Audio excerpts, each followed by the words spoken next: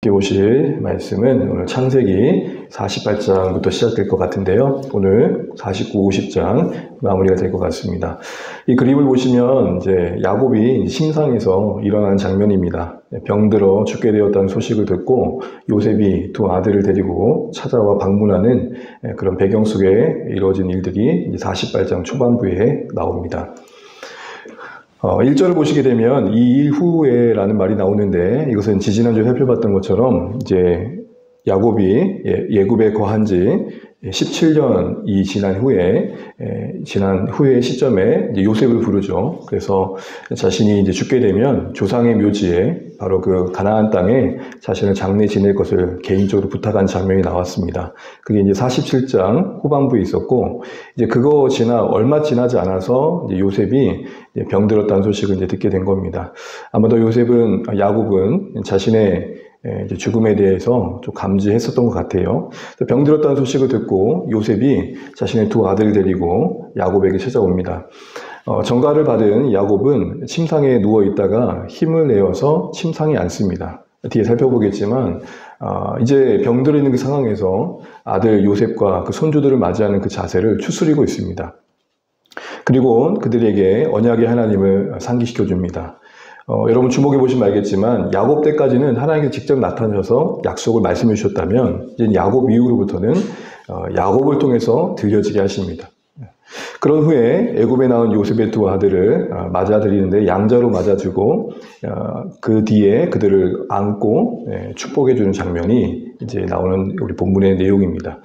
덧붙여서 야곱은 이제 세상을 떠나고 없는 라헬의 이야기를 하게 됩니다. 라헬이 밧단에서 오는 중 에브라스에 가는 길에 못 미쳐서 죽게 되었고, 난상 끝에 죽게 되었던 그 사건을 다시 한번 이야기하게 되는 본문이 48장 7절까지의 내용입니다.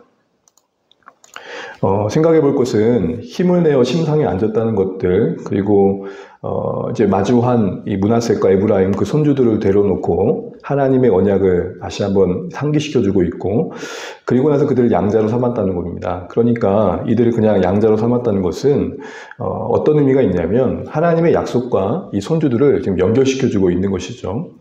애굽에 있는 동안 낳았던 두 아들입니다. 그러니 어떻게 보면 야곱의 집안과는 거리가 있어 보이고 아무 관련 없어 보이지만 그렇지 않다라는 것이죠. 그래서 요셉을 통해 낳은 두 아들을 직접 야곱의 아들로 입양하는 이 일들을 통해서 오늘 요셉의 두 아들도 언약을 이어가는 당사자들도 하나님께 삼아주고 계신 것들을 보게 됩니다.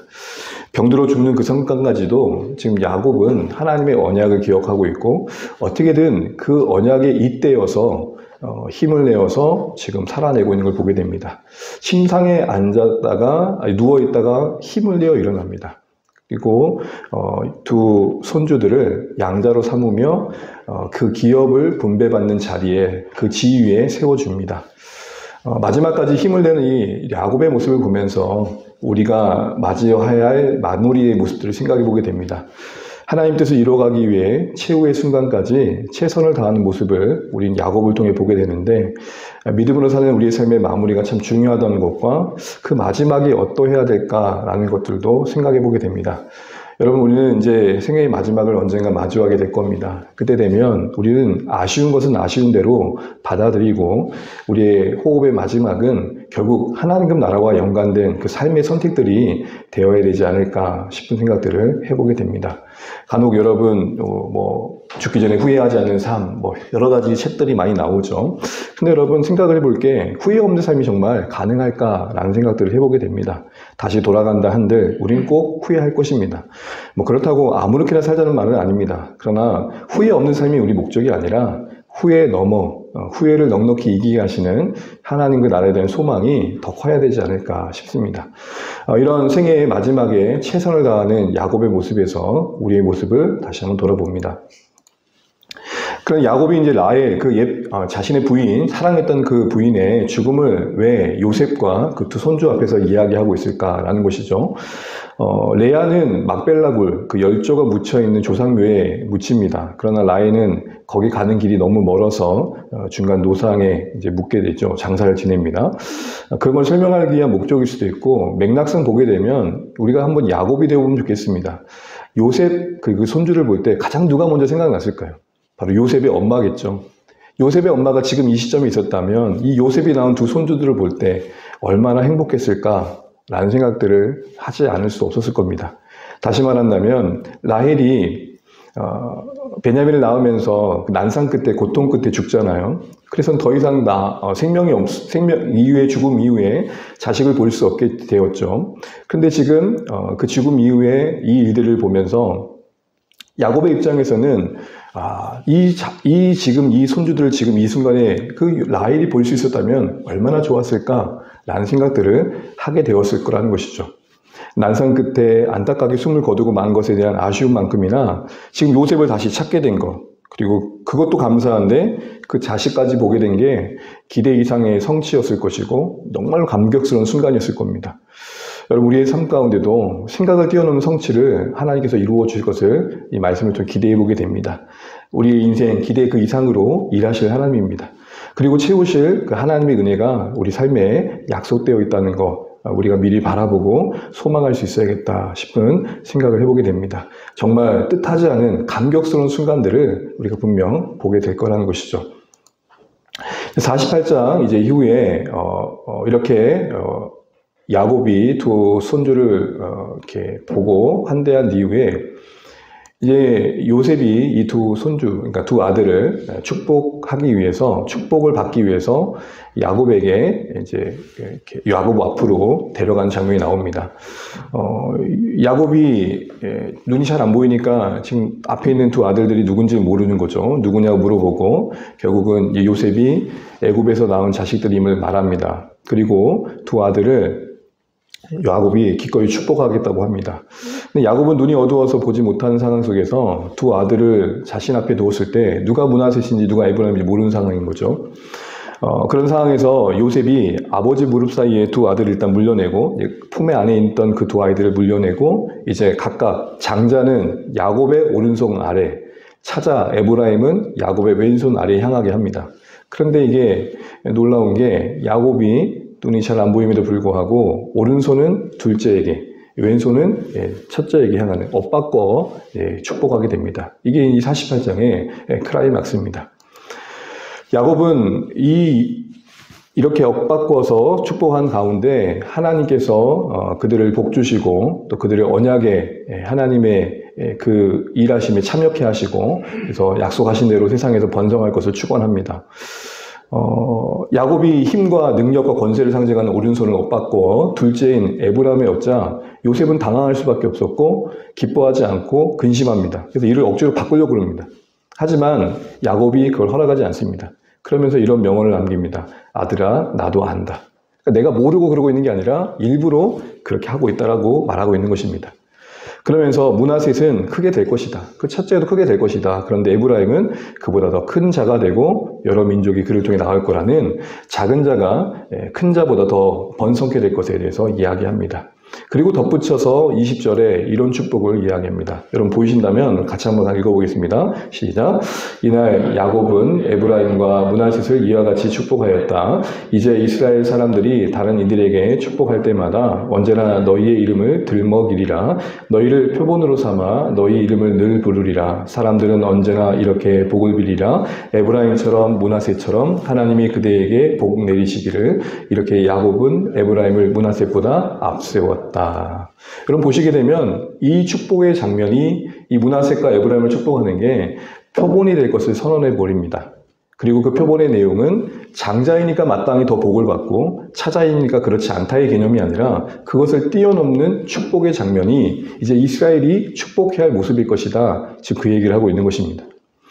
두 아이를 축복한 야곱은 두 아들들에게 그 손주들에게 자신이 죽을 것을 이야기합니다. 그러나 계속되는 이야기지만 장차 그들을 포함한 그 후손들을 하나님께서 인도해 주셔서 약속의 땅으로 데려갈 것, 곧 출애굽을 예고합니다. 그리고 요셉에게는 그 일이 확실히 일어날 것을 말하기 위해서 그 땅에 갔을 때에 세김이란 것은 너에게 기업으로 더 주어질 거라는 명시를 하게 됩니다. 자, 여러분 이제 야곱이 늙어서 눈이 어두웠었다 그랬잖아요. 그럼에도 불구하고 하나님 뜻이 무엇인지 안다 그럽니다. 아들아, 나도 안다. 이 말은 내가 지금 둘째에게 더 권능을 의미하는 오른손을 올린 걸 알고 있다. 지금 그 얘기를 하는 것이죠.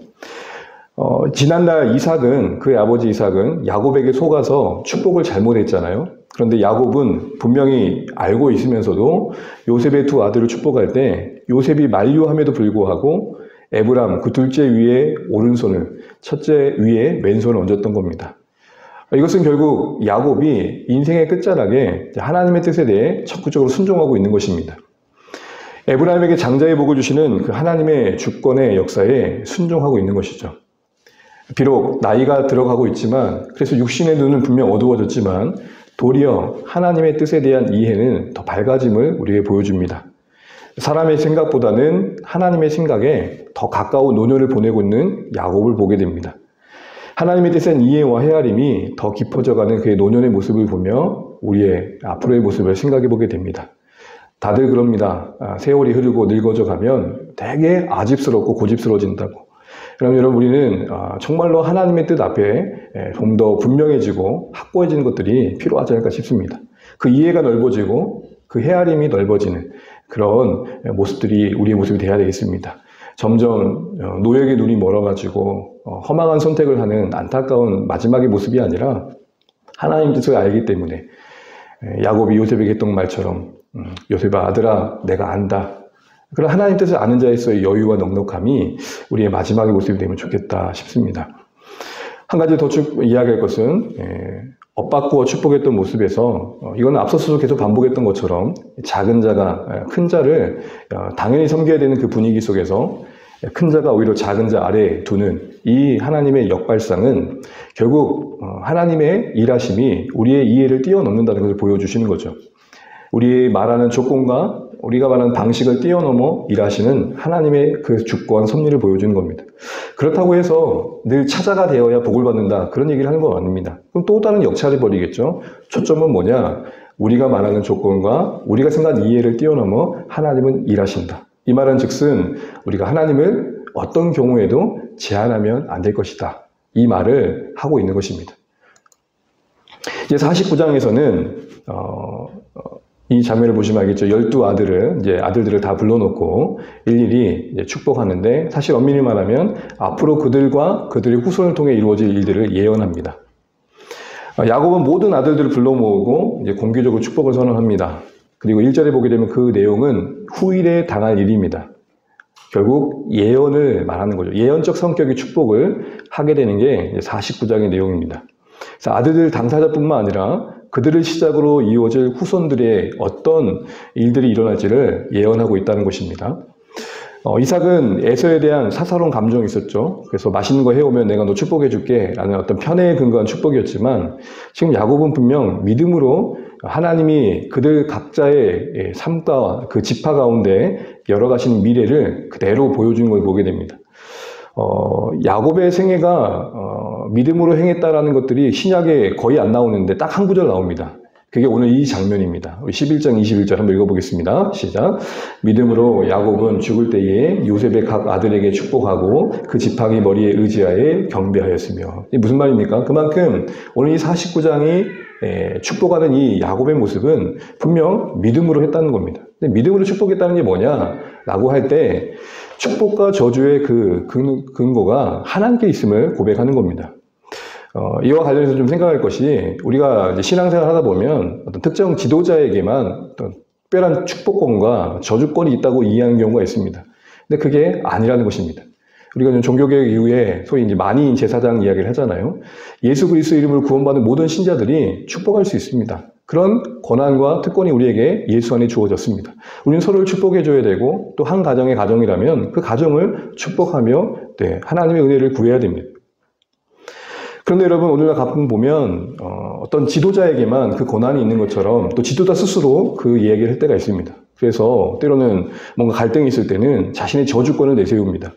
자꾸 그러면 제가 저주합니다. 뭐 이런 식으로 얘기를 합니다. 여러분, 그거는 말이 안 되는 내용입니다. 하나님께서 누군가의 축복과 저주에 매달리신 분이 아닙니다. 우리의 축복과 저주가 응답되는 것은 하나님 그분에 근거한 것이고, 또한 축복과 저주를 구하는 그 대상의 반응에 달려 있는 것입니다. 그런 의미에서 여러분 우리는 분별이 필요한 것이죠. 임의로 어떤 그 축복을 변경하거나 취소할 수 있는 게 우리 구하는 자에게 있지 않다는 것입니다. 그래서 축복을 축복되게 하는 것의 핵심은 뭐냐? 축복을 받는 그 당사자가 하나님을 앞에서 어떤 반응을 보이냐가 되게 중요하다는 겁니다. 한마디로 여러분 이제 49장을 읽다 보면 어떤 후손은 저주의 내용들이 가득합니다. 어떤 후손은 축복의 내용이 가득합니다. 이걸 보면 정해진 운명이구나 이렇게 생각할 수 있는데 그게 아니라 이렇게 받아들이셔야 됩니다. 저주의 내용은 믿음의 삶의 경계로 삼을 것이고 축복의 내용은 소망의 근거로 삼아야 된다라는 것입니다. 한 예로 여러분 뒤에 보시겠지만 시므온과 레위는 어떤 저주를 받냐면 흩어지는 저주를 받습니다. 그들의 포악성 때문에 잔혹한 일을 한번 하잖아요. 세겜 사람들을 할례라는 거룩한 도구를 분명 명분 삼아서 진멸해 버리잖아요. 거기에 대한 심판으로 그들은 흩어진다는 말씀을 듣습니다. 근데 여러분 아론의 손자 비느하스의 그 열정적인 열심의 민수기의 장면을 보면 나오는 그 장면 이후에 어떤 약속이 주어지냐면 레위 지파는 나와 평화의 약속을 맺고 이제 너희 집안을 통해서 제사장이 일어날 것이다 라는 약속을 듣습니다. 그래서 흩어져서 이제는 곳곳에 성읍에 흩어질 때 그때의 흩어짐의 개념은 부정적인 의미가 아니라 이스라엘을 가리키고 이스라엘을 돕는 역할로의 흩어짐이 됩니다.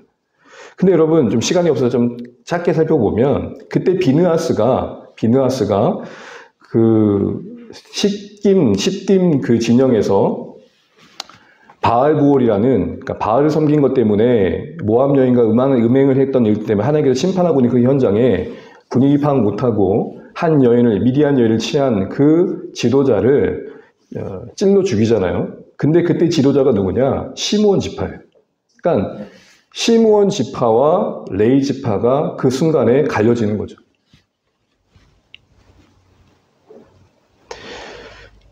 이 말을 드리는 이유는 이 시므온과 레위가 뒤에 보면 저주의 내용을, 심판의 내용을 예언받게 되는데 그게 정해진 운명이 아니라 결국 그 앞에 어떤 반응을 보이냐가 사실은 이 예언의 본질적인 목적이다라는 것입니다. 3절부터 4절은 루벤에 대한 내용이 나옵니다. 루벤은 장남이잖아요. 근데 여러분 잘 아시는 것처럼 끓는 물 같은 정욕을 억누르지 못하고 여종 비라를 범하죠. 빌함이 아니라 비라입니다. 아버지 심상을 더럽힌 죄로 인해서 그는 장자권을 상실하게 됩니다. 가장 먼저 소멸될 위기에 또 뒤에 보면 처하게 됩니다. 결국 좋은 지위와 역량, 우선된 그 어떤 은사를 가지고 있었지만 그 정욕에 무너지고만 어떤 하나의 케이스가 되겠다 싶은 거죠. 두 번째로는 이제 시므온과 레위. 이 순서는 레아의 자녀들, 그리고 레아의 종을 통해 난 자녀들, 그리고 라헬의 자녀들, 라헬의 종을 통해 난 자녀들 이렇게 순서로 나옵니다. 근데 시므온과 레위에 대한 이야기를 앞서 말씀드린 것처럼 칼과 같은 폭력의 도구라는 말씀을 듣게 됩니다. 그들이 했던 행들 때문에 그렇죠.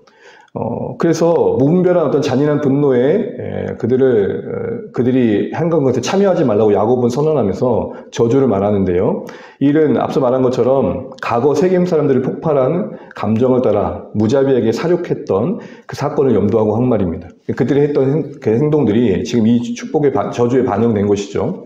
그 결과로 어떤 저주를 받냐면 이스라엘 중에 흩어지게 됩니다. 그래서 실제로 시므온은 지파의 독립성을 유지하지 못하고 유다 지파에 흡수되어 버립니다. 레위는 앞서 말씀드린 대로 흩어지지만 이때 흩어진 개념이 앞서 보인 반응 때문에 달라집니다. 이들의 어떤 저주에 대한 내용 속에 우리는 분냄이 결국 하나님의 뜻을 이루는데 방해된다는 것을 우리가 알게 됩니다.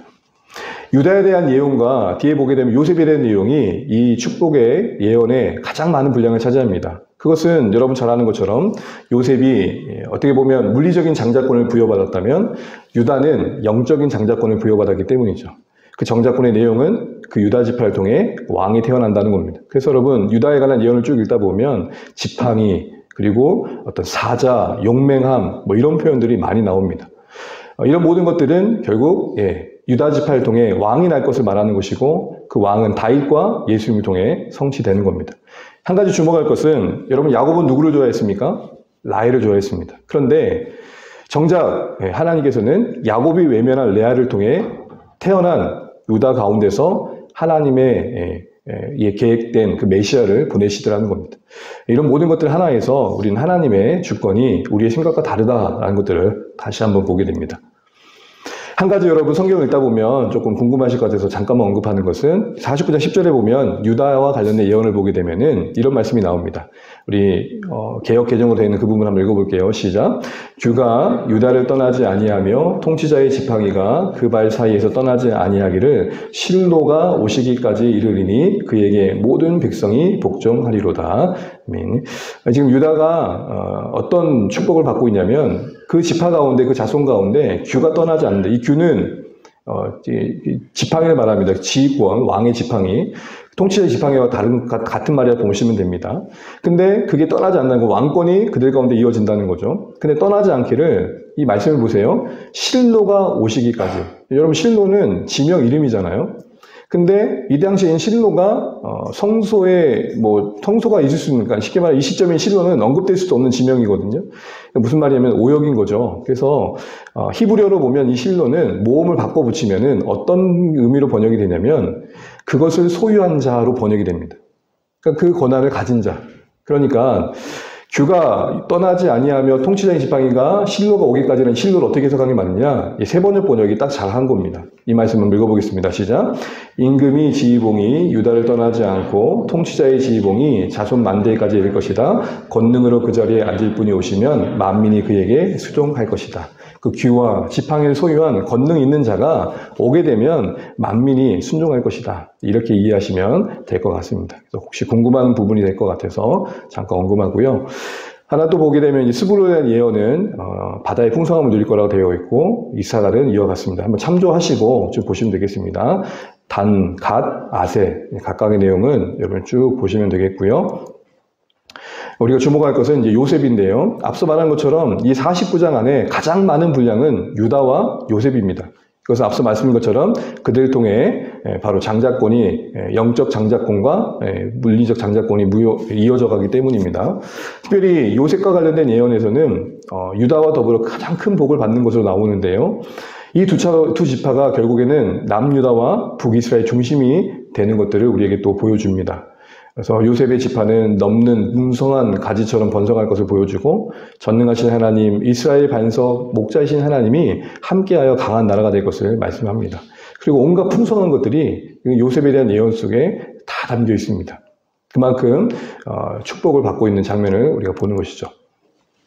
베냐민에 대한 예언은 이와 같고요. 마지막 부분을 좀 주목해 보면 좋겠는데요. 이런 모든 예언을 다 마치고 난 다음에 이렇게 맞춰집니다. 우리 28절 같이 한번 읽어보겠습니다. 시작.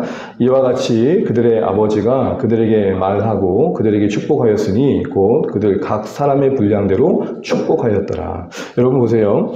지금 앞에 있던 모든 예언들을 다 마친 다음에 결국 성경은 뭐라고 기록하고 있냐면 야곱이 그들에게 했던 모든 축복은 각 사람의 분량대로 한 것이다. 성경의 축복의 개념은 더 많이 축복해 주세요가 아니라 각각에 적합하게 알맞게 하는 복이었다는 것. 이게 오늘 축복의 중요한 결론임을 우리가 보게 됩니다. 이것은 결국 우리의 시점에서는 오늘 신자들 우리에게는 더 많은 것을 구하는 게 아니라 받은 것에 얼마나 신실한가. 나는 얼마나 받은 것에 책임 있게 반응하는가 라는 생각들을 해보게 되는 거죠. 우리 소위 그런 말 하잖아요. 남의 떡이 뭐라 그래요? 실제 가가도 커 보이는 이유는 우리가 더 잘 알죠. 우리가 받은 것, 우리가 받은 은사, 우리에게 받은 것에 대한 책임 있는 반응, 이게 오히려 더 성경의 축복에 대한 중요한 이해라는 겁니다. 그래서 물량주의적인 축복의 개념 속에서 우리가 좀 자유로울 필요가 있겠다라는 것이죠. 앞서 말씀드린 것처럼 우리가 축복되게 하는 삶은 그 삶 안에서의 하나님에 대한 반응에 달려있다는 것, 우리가 다시 한번 잊지 않아야겠습니다. 그래서 아무리 축복된 환경이 있어도 그 환경이 저주가 되게 하는 경우는 우리 하나님에 대한 우리의 반응일 것입니다. 가진 게 더한 게 우리로 하여금 하나님을 더 사랑하는 쪽으로 가면 문제되지 않을 텐데 그것 때문에 우리가 하나님으로부터 멀어지고 있다면 그 자체는 사실은 저주가 된다. 바로 그 개념이 오늘 49장에 내내 흐르고 있는 축복에 대한 이해다라고 보시면 될 것 같습니다. 이제 마무리입니다. 여러분, 이제 49장 끝장부터 이제 50장까지는 야곱의 장래, 그리고 요셉과 형제들의 다시 한번 회복이 된 장면이 나옵니다. 야곱은 이 아들들을 이제 축복한 뒤에 또 자신이 죽으면 야곱이 아닌 가나안 땅에 묻을 것을 다시 한번 부탁합니다. 앞서서는 요셉에게 부탁했다면 이제는 그 아들들, 12아들들에게 다시 한번 부탁하는 것이죠. 그런 다시 부탁했던 이유들은 결국 그만큼 약속의 땅에 묻히길 간절히 바란 야곱의 모습일 겁니다. 요셉은 예굽의 장래 풍습을 따라서 40일간의 향처리를 하고 70일간의 애국경을 갔습니다. 그리고 바로가 요셉의 요청을 허락해서 야곱의 유언대로 이제 가나안 땅에 이 장례를 치르기 위한 여정을 이제 가게 됩니다. 이런 모든 향처리는 소위 이제 미라로 만드는 거잖아요. 그래서 먼 길을 떠나려면 시체가 썩으면 안 되니까 당연히 이 풍습을 따라서 시신을 처리할 수밖에 없었다라고 보시면 될 것 같습니다. 여기에 뭐 특별한 어떤 종교적 의미 이런 것들이 있다고 보지 않아도 될 것 같습니다. 그 과정에서 엄청난 규모의 어떤 사람들이 동원됩니다. 신하들도 엄청나게 함께 가게 되고 그 장례 행렬에 원로들 그리고 병거와 기병들도 함께합니다. 아무래도 강도의 위협을 보호하기 위함이겠죠. 그래서 거의 국빈 대우 이상의 장례의 행렬이 마련됩니다. 아주 웅장하고 성대하게 치러지는 거죠. 요단강 건너편에 아랏 타작마당에 이르러서 요셉은 7일간의 애곡을 하게 됩니다. 그리고 크게 울며 애통하는 모습을 보고 그 지역 사람들이 그 땅 이름을 아메 미스라임이라 부르게 되고요. 유언대로 마므레 앞 막벨라 굴에 장사한 뒤에 요셉과 일행들은 애굽으로 돌아옵니다. 야곱의 인생의 그 파란만장하고 험악했던 삶에 이제 마무리하게 됩니다. 말년에는 그래도 감사하게 평안함을 누리죠. 그리고 가족들이 함께하는 가운데 인생의 마지막을 이렇게 숨을 거두며 보내게 됩니다. 많은 이들의 애도와 존경을 받습니다. 존귀케 됩니다. 평안히 생을 마감하며 축복을 누립니다. 복된 죽음이죠.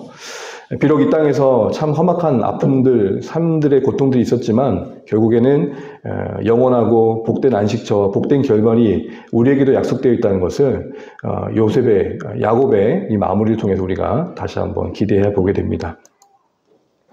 그리고 약속의 땅을 향하는 야곱의 이 시신은 결코 애굽의 안전과 번영 때문에 하나님의 언약을 잊지 말고 약속의 땅에 그 시선을 고정시키며 살라는 말없는 설교, 그 메시지와도 다를 바 아니었습니다. 야곱의 시신이 가나안 땅까지 가는 그 긴 장례 행렬을 아들들이 보면서 어떤 생각을 했을까라는 생각을 해보자는 거죠. 야곱의 아들들은 인간 왕의 권력을 상징하는 그 화려한 피라미드보다 믿음의 증조부였던 아브라함이 또 이삭이 신실하신 하나님의 약속을 따라 마련했던 그 막벨라 굴의 묘지가 더 가치 있다는 것을 배워야 했다는 것입니다. 이런 가치에 대한 인식이 오늘 이스라엘 가운데 절실했던 것이죠. 우리도 한번 들어보게 됩니다. 이런 소망의 약속에 담겨있는 그런 약속을 바라보는 우리만의 막벨라 굴이 있는가라는 것이고 그런 죽음이 남겨진 자들에게 우리의 죽음이 남겨진 자들에게 천국을 바라보게끔 하는 그 메시지가 되기 위해선 여러분 우리의 어떤 삶을 살아야 될까 하는 고민이 있는가라는 것도 돌아보게 됩니다. 우리의 마지막이 남겨진 자들에게 천국을 소망케 하는 메시지가 될 수 있도록 우리의 하루하루의 삶이 그 나라의 그 마지막에 연결되어질 삶이 되어야 되지 않을까 싶은 거죠. 그래서 말씀하셔서 날마다 나를 부정하는 삶이 결국 우리 마지막의 죽음을 준비하는 아주 중요한 최선이라는 것을 생각해 보게 됩니다. 우리의 죽음을 보며 그래 천국은 있구나 라는 것을 생각할 수 있는 그 마지막을 기도하면서 준비해야 되지 않을까 싶은 생각을 해보게 됩니다. 이제 마무리하면서 이제 야곱이 죽고 난 다음에 형제들이 큰 두려움을 겪게 됩니다. 아버지의 장례를 마치고 돌아온 요셉의 형들은 아버지가 있었을 때야 아버지가 계시니까 요셉이 그 보복하는 마음을 꾹꾹 숨겨놨을 텐데 이제 형들의 입장에서는 이제 두려움이 찾아온 거죠. 이제 때가 된 거 아닐까라는 것입니다. 이를 해결하기 위해서 나름 요셉에게 사람을 보내는데 사실은 아버지가 그렇게 말했던 적이 절대 없지만 아버지께서 형들의 허물을 용서하라고 했었다라는 전언을 제3자를 통해 보냅니다. 근데 거짓 유언이었죠. 근데 그것도 안심이 안 되니까 직접 찾아가가지고 우리 형제 포기할 테니까 난 다음에 요셉 너의 종이라도 됐으면 좋겠다고 제발 좀 용서해달라고 애달복갈합니다. 형들의 이런 모습을 보면서 요셉은 눈물을 흘립니다. 여러 생각이 들었겠죠. 자신은 용서했다고 했고 화해했다고 생각했는데 정작 형들은 그 용서를 온전히 누리지 못하고 있는 이 조마조마한 모습, 이 모습을 보면서 측은지심의 눈물도 났을 거고 왜 내 진심을 못 알아주나 라는 마음에 참 야속하기도 했겠다 싶습니다. 그래서 요셉은 다시 형들에게 나는 그럴 자격이 없습니다. 나에게 심판권이 없습니다. 오직 하나님이 하실 일입니다. 그리고 하나님께서 큰 뜻 가운데 당신들의 그 악을 선으로 바꾸셔서 생명의 역사를 만드셨습니다. 그러니 안심하고 두려워하지 마십시오. 제가 하나님을 어찌 대신하겠습니까? 라고 거듭 위로합니다. 그리고 그들의 후손, 그 형제들의 자녀들 양육의 책임을 다시 한번 약속하고 불안하지 않도록 간곡하게 위로합니다.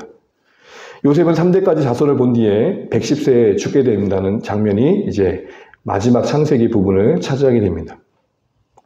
훗날 이스라엘이 아브라함, 이삭, 야곱에게 맹세하신 가나안 땅을 올라갈 때 자신의 해골도 가지고 가서 매장해달라고 유언합니다. 누구를 닮았습니까? 야곱을 닮았죠. 야곱이 가나안 땅 그 막벨라 굴에 자신을 꼭 묻어달라고 거듭 요셉에게 맹세했게 해서 요셉은 보고 배운 거죠.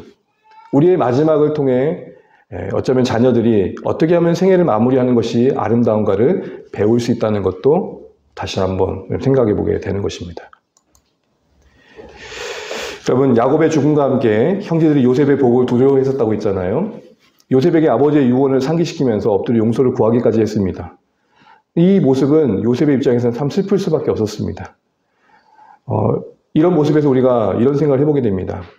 우리가 진심을 나눈다고 할 때 나의 진심이 상대방에게 충분히 전달되는 데 있어서 충분히 그가 그 진심을 받아주지 못할 땐 서운함을 넘어서 서글플 수도 있겠다 싶은 생각을 해봅니다.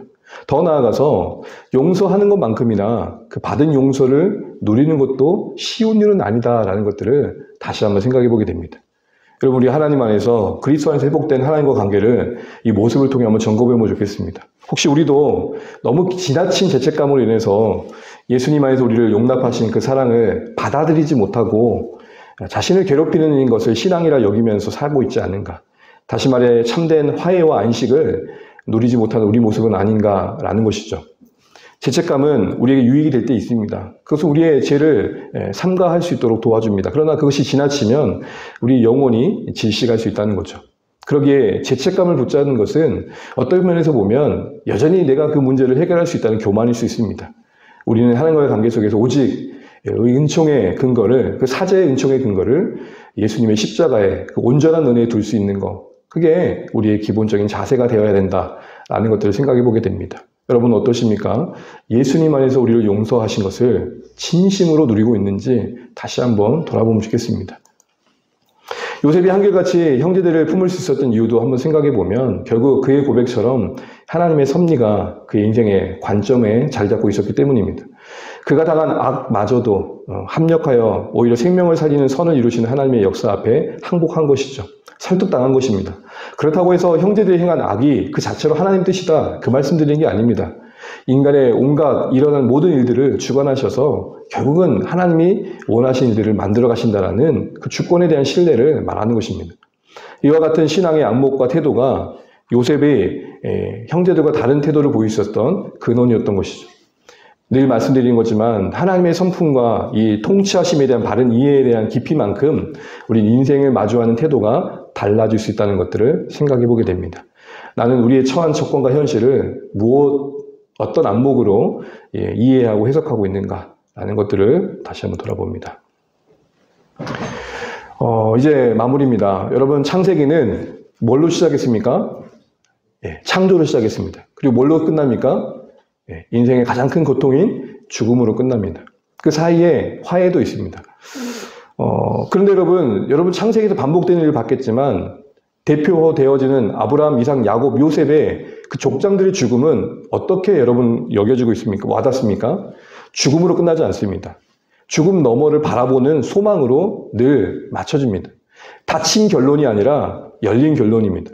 요셉도 오늘 보는 것처럼 자신의 해골을 가지고 달라고 유언했던 것을 통해서 그런 모습을 우리에게 보여줍니다. 이 모든 게 다 앞으로 주어질 약속에 대한 신뢰가 만든 고백이었습니다. 여러분, 우리 모두도 천국을 약속 가운데 받고 있습니다. 여러분, 우리 모두 천국 갔다 온 사람 아무도 없습니다. 그 나라에, 그 영광의 나라에 우리를 거하게 하실 것은 약속을 부여받고 있는 거죠. 그 약속에 근거한 신앙을 우리가 살고 있습니다.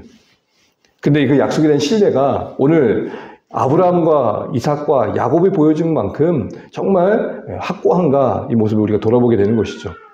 죽음이 영원한 끝이 아니라 진정한 출발을 위한 어떻게 보면 잠시의 쉼임을 이들의 소망을 통해서 보게 됩니다. 이처럼 이 땅에서 우리의 생명은 곧 잠깐의 끝을 맞이하지만 영광의 부활을 통해서 영원한 생명을 누리게 되기를 약속받고 있다는 것도 우리에게 있음을 알아야겠습니다. 다만 우리는 이 땅에서만 잘 살다가 평안히 죽기 위해 여기 던져진 인생들이 아니라는 것이죠. 누구나 모두 한 번 태어나 죽습니다. 그러나 하나님의 약속이 죽은 건 아닙니다. 그 약속을 주신 하나님도 영원하십니다. 우리 이 땅에 매여 내 욕심에만 연연하다 보면 내게 주신 약속은 죽고 말겠지만 반대로 우리가 약속에 매이면 그 약속의 실현에 참여하게 될 것을 오늘 창세기의 결론은 우리에게 보여주고 있습니다. 죽음으로 끝나지만 결코 죽음이 아닌 소망의 시선으로 그 다음 출애굽의 여정을 바라보도록 성경은 우리에게 말씀을 보여주고 있습니다. 사랑하는 주안의 가족 여러분, 긴 시간 우리가 창세기를 살펴봤는데 그 거대한 창조의 사건이 한 인생의 죽음으로 맞춰진다는 것도 놀랍고 또 그 죽음이 죽음으로만 끝나는 게 아니라 죽음 너머의 소망을 바라본 시선으로 그 다음 이야기를 펼쳐갈 수 있는 근거가 되고 있다는 것도 참 놀랐습니다. 우리 다시 한번 이 창세기의 말씀 앞에 우리 자신을 비춰보면서 우리 가장 인생이 두려워하는 그 죽음이 우리에게는 어떻게 여겨지고 있는지 돌아보면 좋겠습니다. 당장 내 문제가 되었을 때 나는 고요히 평안히 그 죽음 너머의 소망의 나라를 믿음으로 바라보고 그 약속대로 신뢰하면서 주목할 수 있겠는가 점검해 보시면 좋겠습니다. 더하여 그 나라의 약속의 실현에 참여하기 위한 오늘의 우리 삶이 뭘까? 특별히 여러분, 이 죽음의 현장에 이루어진 게 뭡니까? 화해입니다. 장례식이 종종 하다 보면은 두 가지 일들이 있는 것 같습니다. 교육자로서 이제 어떤 사정을 알고 방문하고 이제 신방 가고 또 장례 참여하다 보면 장례를 기회로 화해하는 가족들이 있고 장례 때문에 더 다투는 가족들을 보게 됩니다. 죽음 앞에 우리가 좀 더 진지해지고 죽음의 현실 앞에 우리가 무엇을 더 붙들을지를 고민할 수 있는 것, 이게 오늘 창세기의 마지막이 또 우리에게 주는 작은 교훈들이 아닌가 싶습니다. 우리 모두 주신 이 교훈의 말씀들 붙들고 영원한 약속을 받은 우리 신자로서 좀 더 소망 있는 삶의 선택들을 해가면 좋겠고, 그리고 그 실제적인 삶은 오늘 본문에 보는 것처럼 우리가 가까운 가족에서부터 가까운 의색부터 또 화해를 실현해가는 모습들이 아닌가 싶은 생각들을 해보게 됩니다. 오늘 주신 말씀들 다시 한번 기억하시면서 오늘 우리에게도 소망 있는 삶의 선택들이 이어지기를 주님의 이름으로 축복합니다.